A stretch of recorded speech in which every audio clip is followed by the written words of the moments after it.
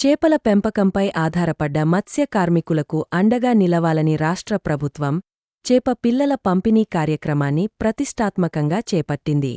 అందులో భాగంగా వరంగల్ జిల్లా నర్సంపేట పట్టణంలోని మాదన్నపేట చెరువులో చేప పిల్లల విడుదల కార్యక్రమాన్ని చేపట్టారు. ఈ కార్యక్రమానికి ముఖ్యంతిథిగా ఎమ్మెల్యే దొంతి మాధవరెడ్డి, జిల్లా కలెక్టర్ సత్య సారథ పాల్గొని చేప పిల్లలను చెరువులో విడుదల చేశారు.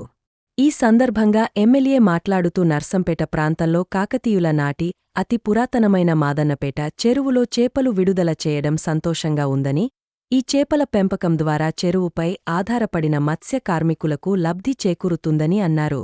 మత్స్య కార్మికులు, సహకార సంఘం సభ్యులు చేపల పెంపకంలో నైపుణ్యత సాధించాలని, అదేవిధంగా ఈ చేపలను ప్రైవేట్ వ్యక్తులకు అందించకుండా స్వయంగా వారే విక్రయించుకుని లబ్ధి పొందాలని అన్నారు.